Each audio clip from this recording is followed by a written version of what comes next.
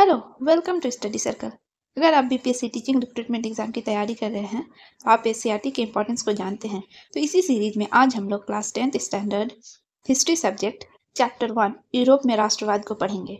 अगर आप इस चैनल में नए हैं तो चैनल को सब्सक्राइब करिए और वीडियो पसंद आता है तो इसे लाइक और शेयर जरूर करें।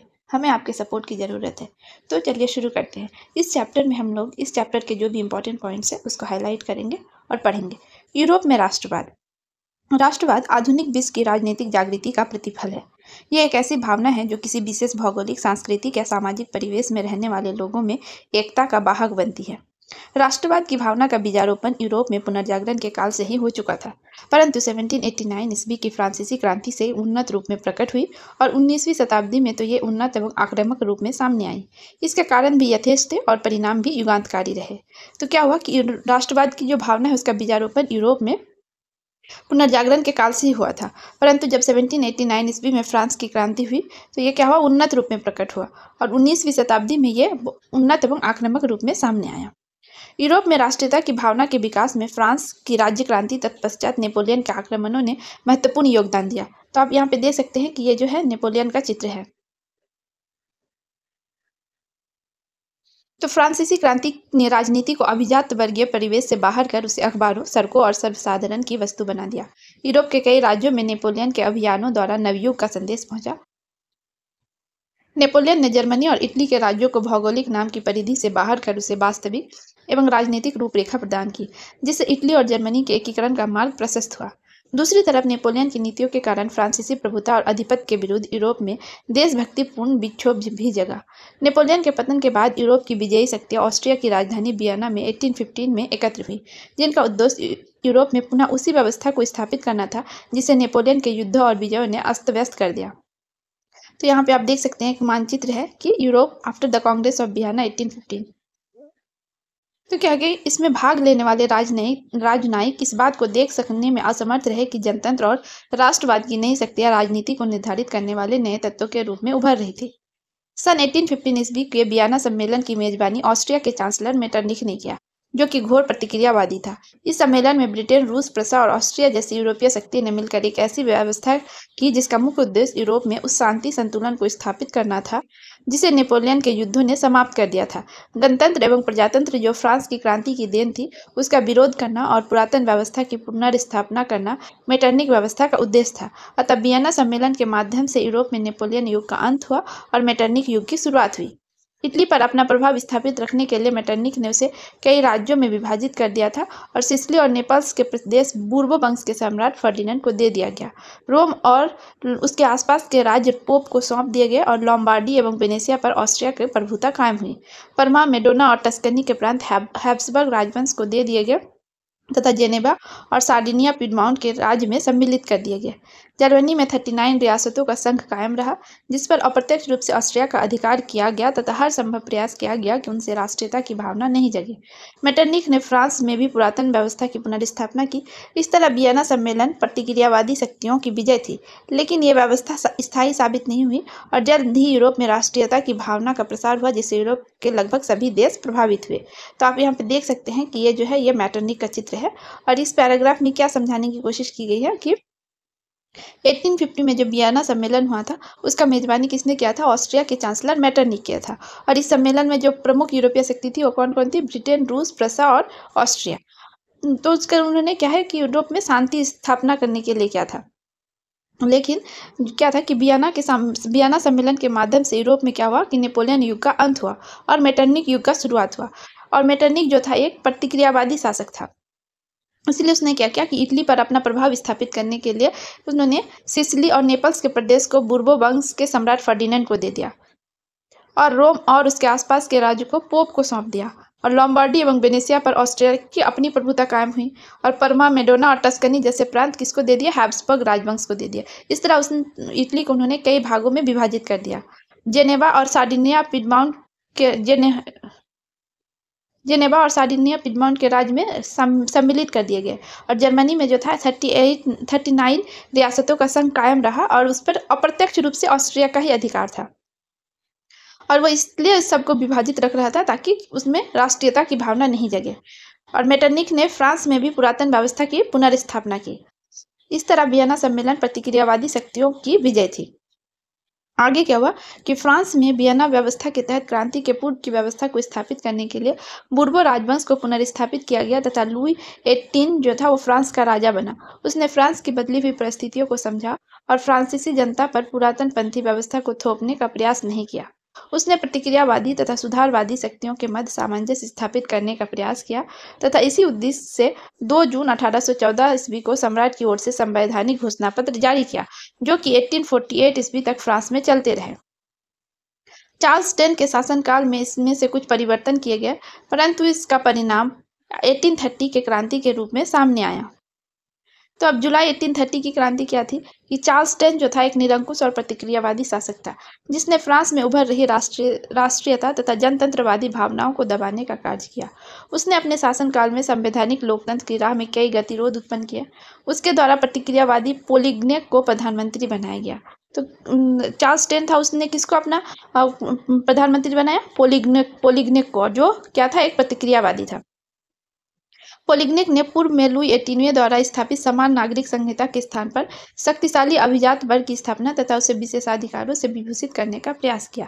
तो उसने आते ही क्या किया कि लुई 18 के द्वारा जो समान नागरिक संहिता था इसको बदल दिया और उसकी जगह पर क्या लाया? शक्तिशाली अभिजात वर्ग की स्थापना की और उसे विशेषाधिकारों से विभूषित करने का प्रयास किया। उसके इस कदम को उदारवादियों ने चुनौती तथा क्रांति के विरुद्ध षड्यंत्र समझा और प्रतिनिधि सदन तथा दूसरे उदारवादियों ने पोलिग्नेक के विरुद्ध गहरा असंतोष प्रकट किया। चार्ल्स टेन ने इस विरोध के प्रतिक्रिया स्वरूप 25 जुलाई 1830 को 4 अध्यादेशों के द्वारा उदार तत्वों का गला घोटने का प्रयास किया।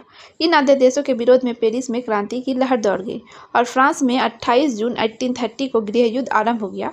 इसे ही जुलाई 1830 की क्रांति कहते हैं। परिणामतः चार्ल्स टेन फ्रांस की राजगद्दी त्याग कर इंग्लैंड पलायन कर गया और इस प्रकार फ्रांस में बूर्बो वंश का शासन का अंत हो गया।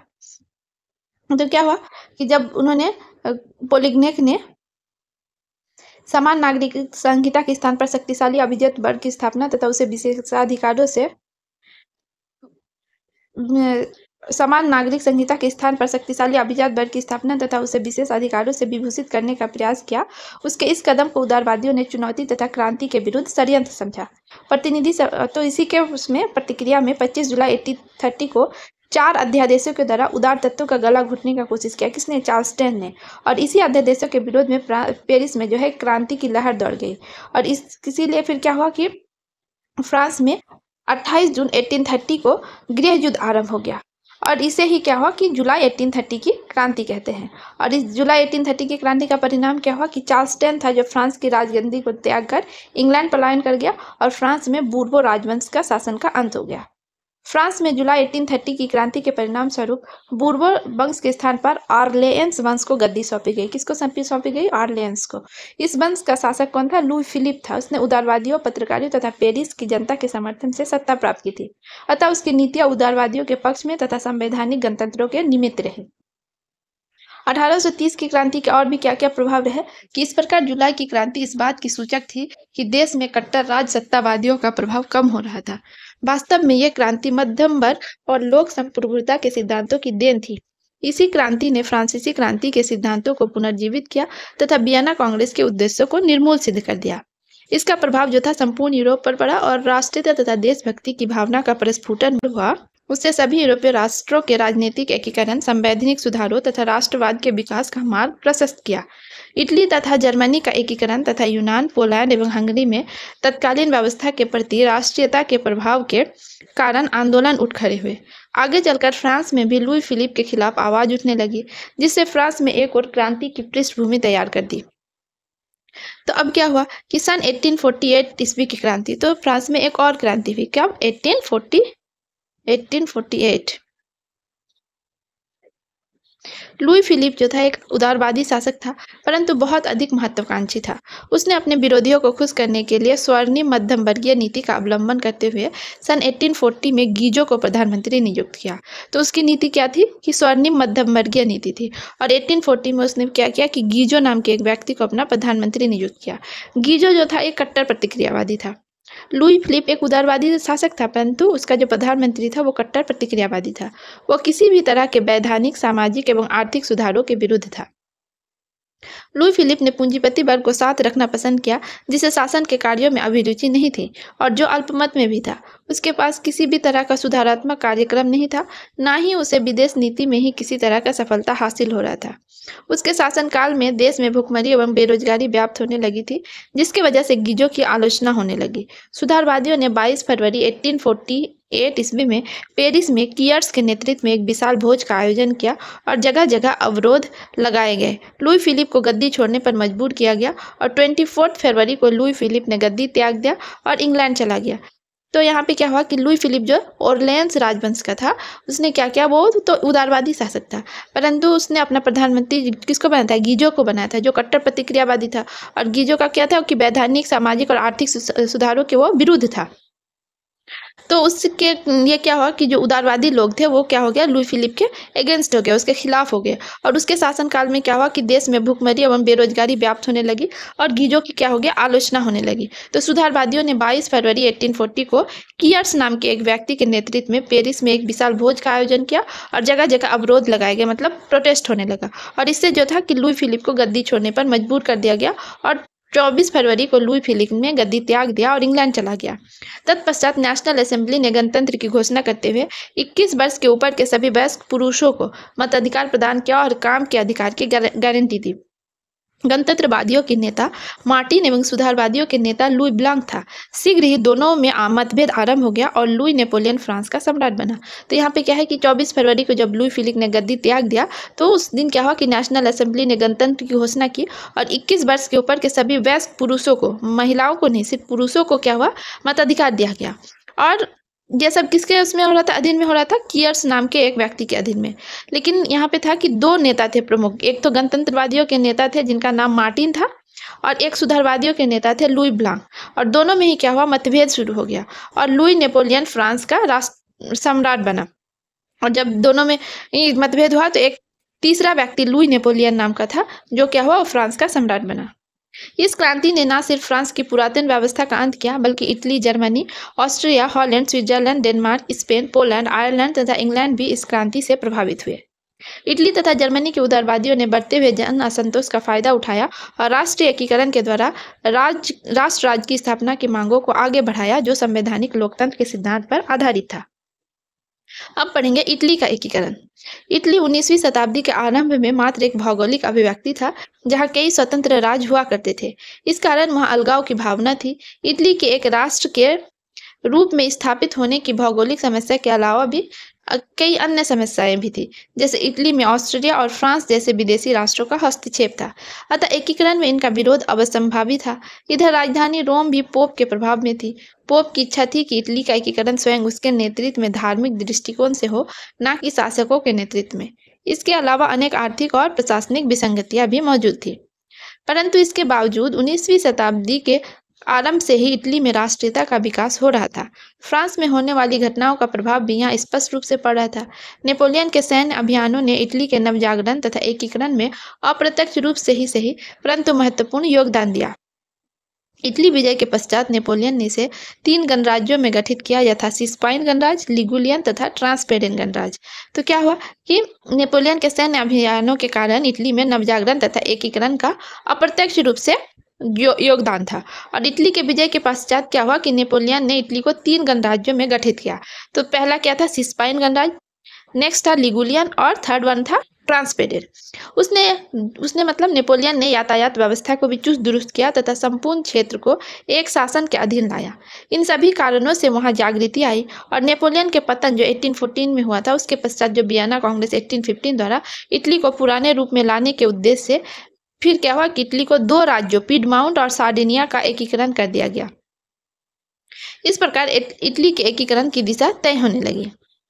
इटली में 1820 ईस्वी से ही कुछ राज्यों में संवैधानिक सुधारों के लिए नागरिक आंदोलन होने लगे।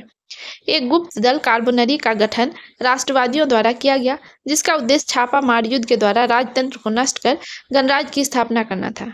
और प्रसिद्ध राष्ट्रवादी नेता मेजनी का संबंध भी इसी दल से था। तो यहाँ पे क्या है कि जो गुप्त दल था कार्बोनरी, उसके नेता कौन थे, मेजनी थे। 1830 के फ्रांसीसी क्रांति के प्रभाव से इटली भी अछूता नहीं रह सका और यहाँ भी नागरिक आंदोलन शुरू हो गए। मेटली ने इन नागरिक आंदोलनों का उपयोग करते हुए उत्तरी और मध्य इटली में एकीकृत गणराज्य स्थापित करने का प्रयास किया, लेकिन ऑस्ट्रिया के चांसलर मेटरनिक द्वारा इन राष्ट्रवादी नागरिक आंदोलनों को दबा दिया गया और मेजनी को इटली से पलायन करना पड़ा। तो इटली में जो नागरिक आंदोलन हो रहे थे उसको किसने दबाया? ऑस्ट्रिया के चांसलर मेटरनिक ने दबाया। मेजनी, तो यहाँ आप दे सकते हैं कि ये मेजनी का चित्र है। और मेजनी कौन थे? कि मेजनी एक साहित्यकार थे, गणतांत्रिक विचारों का समर्थक और योग्य सेनापति थे, लेकिन वो तत्कालीन राजनीतिक परिस्थितियों की बेहतर समझ नहीं रखता था, अतः उसमें आदर्शवादी गुण अधिक और व्यावहारिक गुण कम थे। अपनी पराजय के बाद भी मेजनी ने हार नहीं मानी और 1848 ईस्वी में जब फ्रांस सहित पूरे यूरोप में क्रांति का दौर आया था तो मेटरनिक को भी अंततः ऑस्ट्रिया छोड़ना पड़ा। इसके बाद इटली की राजनीति में पुनः मेजनी का आगमन हुआ और मेजनी संपूर्ण बाद इटली का एकीकरण कर उसे गणराज्य बनाना चाहता था, जबकि सार्डिनिया और पिडमाउंट का जो शासक था वो कौन थे? चार्ल्स एल्बर्ट थे। अपने नेतृत्व में सभी प्रांतों का विलय चाहता था और उधर पोप भी इटली को धर्मराज बनाने का पक्षधर था। इस तरह विचारों के टकराव के कारण इटली का एकीकरण का मार्ग अवरुद्ध हो गया था। कालांतर में ऑस्ट्रिया द्वारा इटली के कुछ भागों पर आक्रमण किए जाने लगे, जिससे सार्डिनिया के शासक चार्ल्स एल्बर्ट की पराजय हो गई। ऑस्ट्रिया के हस्तक्षेप से इटली में जनवादी आंदोलन को कुचल दिया गया और इस प्रकार मेजनी की पुनः हार हुई और वो पलायन कर गया। तो इटली का एकीकरण का प्रथम चरण समाप्त हुआ। अब दूसरे चरण में क्या होता है कि एकीकरण का द्वितीय चरण। तो 1848 तक इटली के एकीकरण के लिए किए गए प्रयास वस्तुतः असफल ही रहे, परंतु धीरे धीरे इटली में इन आंदोलनों के कारण जन जागरूकता बढ़ रही थी और राष्ट्रीयता की भावना तीव्र हो रही थी। इटली में सार्डिनिया पिडमाउंट का नया शासक विक्टर एमानुएल राष्ट्रवादी विचारधारा का था। उसके प्रयास से इटली के एकीकरण का कार्य जारी रहा। अपनी नीतियों के क्रियान्वयन के लिए विक्टर ने काउंट काबूर को प्रधानमंत्री नियुक्त किया। तो काउंट काबूर कौन थे? तो यहाँ पे देख सकते हैं कि ये काउंट काबूर का एक चित्र है। तो काउंट काबूर कौन थे? काउंट काबूर एक सफल कूटनीतिक एवं राष्ट्रवादी थे। वह इटली के एकीकरण में सबसे बड़ी बाधा ऑस्ट्रिया को मानता था, अतएव उसने ऑस्ट्रिया को पराजित करने के लिए फ्रांस के साथ दोस्ती का हाथ बढ़ाया। 1853-54 के क्रीमिया युद्ध में काबूर ने फ्रांस की ओर से युद्ध में सम्मिलित होने की घोषणा कर दी, जबकि इसके लिए फ्रांस ने किसी प्रकार का आग्रह भी नहीं किया था। इसका प्रत्यक्ष लाभ काबूर को प्राप्त हुआ। युद्ध की समाप्ति के बाद पेरिस के शांति सम्मेलन में फ्रांस तथा ऑस्ट्रिया के साथ पिडमाउंट को भी बुलाया गया। इससे काबूर की महत्ता बढ़ गई। इस सम्मेलन में काबूर ने इटली में ऑस्ट्रिया के हस्तक्षेप को गैर कानूनी घोषित कर दिया, जिसके कारण संपूर्ण यूरोप का ध्यान इटली की ओर गया और इस प्रकार इटली की समस्या को काबूर ने अपनी कूटनीति के बल पर संपूर्ण यूरोप की समस्या बना दिया। तो यहाँ पे काबूर ने अब क्या कूटनीति क्या था कि 1853 में जब क्रीमिया का युद्ध हो रहा था तो काबूर ने फ्रांस की ओर से युद्ध में सम्मिलित होने की घोषणा कर दी और इसके लिए फ्रांस ने उससे कोई आग्रह नहीं किया था। लेकिन क्या हुआ कि इसका प्रत्यक्ष लाभ काबूर को मिला और जब पेरिस का शांति सम्मेलन हो रहा था तो फ्रांस तथा ऑस्ट्रिया के साथ पिडमाउंट को भी बुलाया गया। और काबूर कौन थे? वो पिडमाउंट के क्या थे? पिडमाउंट के थे वो। तो इससे काबूर की महत्ता बढ़ गई। इस सम्मेलन में काबूर ने इटली में ऑस्ट्रिया के हस्तक्षेप को गैर कानूनी घोषित किया और जब काबूर का इंपॉर्टेंस बढ़ गया तो उन्होंने फिर क्या बोला कि ऑस्ट्रिया को इटली में हस्तक्षेप नहीं करना चाहिए और उसको गैर कानूनी घोषित कर दिया। और इस कारण क्या हुआ कि संपूर्ण यूरोप का ध्यान इटली की ओर गया और इटली की समस्या को काबूर ने अपनी कूटनीति के बल पर संपूर्ण यूरोप का समस्या बना दिया। काबूर ने नेपोलियन थर्ड से भी एक संधि की, जिसके तहत फ्रांस ने ऑस्ट्रिया के खिलाफ पिडमाउंट को सैन्य समर्थन देने का वादा किया। तो फ्रांस के जो शासक थे वो कौन थे? नेपोलियन थर्ड थे और काबूर ने नेपोलियन थर्ड से भी एक संधि किया। इस संधि में क्या था कि फ्रांस जो था ऑस्ट्रिया के खिलाफ पिडमाउंट को सैन्य समर्थन देने का वादा किया। बदले में नीस और सेवाय नामक 2 रियासतें काबूर ने फ्रांस को देना स्वीकार कर लिया। फ्रांस ने काबूर को यह भी आश्वासन दिया कि यदि उत्तर तथा मध्य इटली की रियासतें जनमत संग्रह के आधार पर पिडमाउंट से मिलना चाहेंगे तो फ्रांस इसका विरोध नहीं करेगा। इसके लिए काबूर की आलोचना भी की जाती है कि उन्होंने नीस तथा सेवाई नामक प्रांतों को फ्रांस को देने का आश्वासन देकर इटली की राष्ट्रीय अस्मिता के साथ खिलवाड़ किया। परंतु यह भी महत्वपूर्ण है कि तब तक इटली एक राष्ट्र के रूप में उभरा भी नहीं था। यदि 2 प्रांतों को खोकर भी उत्तरी तथा मध्य इटली का एकीकरण हो जाता तो यह बड़ी उपलब्धि थी, क्योंकि फ्रांसीसी मदद के बिना इटली का एकीकरण काबूर की दृष्टि में संभव नहीं था। तो क्या हुआ कि इसी बीच 1859-60 में ऑस्ट्रिया और पिडमाउंट में सीमा संबंधी विवाद के कारण युद्ध आरंभ हो गया। युद्ध में इटली के समर्थन में फ्रांस ने अपनी सेना उतार दी, जिस कारण ऑस्ट्रियाई सेना बुरी तरह पराजित होने लगी। ऑस्ट्रिया के एक बड़े राज्य लोम्बार्डी पर पिडमाउंट का कब्जा हो जाता है और एक तरफ तो लड़ाई लंबी होती जा रही थी और दूसरी तरफ नेपोलियन इटली को राष्ट्रवाद से घबराने लगा, क्योंकि उत्तर और मध्य इटली की जनता काबूल के समर्थन में बड़े जनसैलाब के रूप में एकीकरण के लिए आंदोलनरत थी। नेपोलियन इस परिस्थिति के लिए तैयार नहीं था, अतः वेनेसिया पर विजय प्राप्त होने के तुरंत बाद नेपोलियन ने अपनी सेना वापस बुला ली। युद्ध से हटने के बाद नेपोलियन थर्ड ने ऑस्ट्रिया तथा पिडमाउंट के बीच मध्यस्थता करने की बात स्वीकारी। इस तरह संधि के अनुसार लोम्बार्डी पर पिडमाउंट का अधिकार और वेनेसिया पर ऑस्ट्रिया का अधिकार हो गया। अंततः एक बड़े राज्य के रूप में इटली सामने आया, परंतु काबूल का ध्यान मध्य तथा उत्तरी इटली के एकीकरण पर था। अतः उसने नेपोलियन को सेवाई प्रदेश देने का लोभ देकर ऑस्ट्रिया पिडमाउंट युद्ध में फ्रांस के निष्क्रिय रहने तथा इटली के राज्यों का पिडमाउंट में विलय का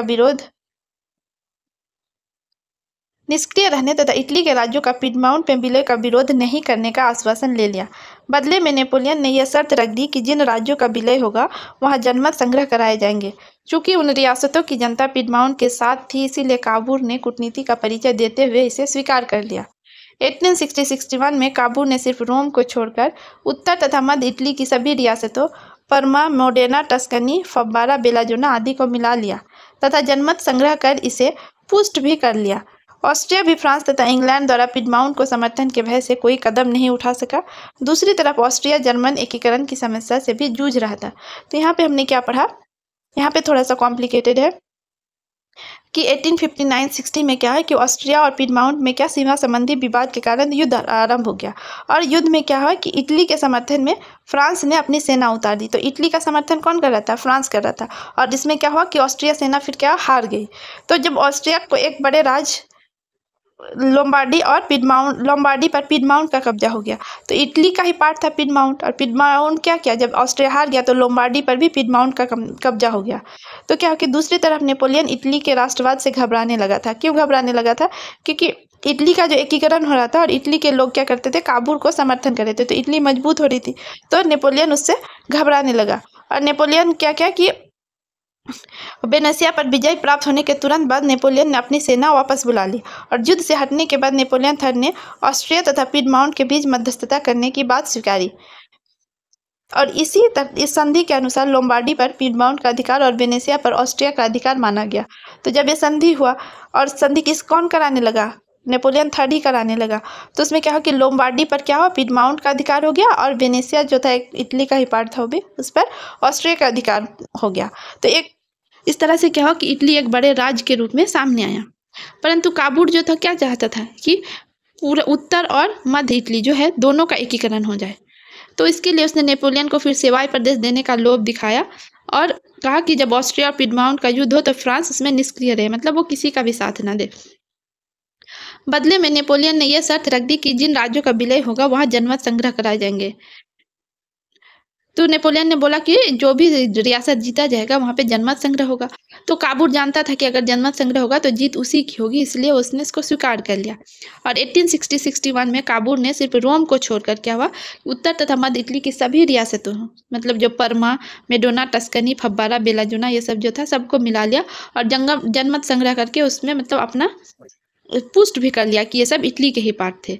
तो ऑस्ट्रिया भी फ्रांस तथा इंग्लैंड द्वारा पिडमाउंट के समर्थन के भय से कोई कदम नहीं उठा सका। दूसरी तरफ ऑस्ट्रिया क्या था, जर्मन एकीकरण की समस्या से जूझ रहा था। इस प्रकार 1862 तक, फाइनली 1862 ईस्वी तक दक्षिणी इटली, रोम तथा वेनेसिया को छोड़कर बाकी रियासतों का विलय रोम में हो गया। और फिर क्या हो गया, उसमें विक्टर इमैनुअल को इनका शासक बनाया गया। तो यहाँ पे क्या हुआ, इसी बीच एक महान क्रांतिकारी गैरिबाल्दी सशस्त्र क्रांति के द्वारा दक्षिण इटली के रियासतों के एकीकरण तथा गणतंत्र की स्थापना करने का प्रयास कर रहा था। तो ये कौन है, आप यहाँ देख सकते हैं, यह गैरिबाल्दी का चित्र है। तो गैरिबाल्दी कौन थे कि एक पेशे से एक नाविक था और मैजिनी के विचारों का समर्थक था, परंतु बाद में काबूल के प्रभाव में आकर संवैधानिक राजतंत्र का पक्षधर बन गया। गैरिबाल्दी ने अपने कर्मचारियों तथा स्वयं सेवकों की सशस्त्र सेना बनाई। उसने अपने सैनिकों को लेकर इटली के प्रांत सिसिली तथा नेपल्स पर आक्रमण किया तथा इन रियासतों की अधिकांश जनता बूर्बो राजवंश के निरंकुश शासन से तंग होकर गैरिबाल्दी की समर्थक बन गई।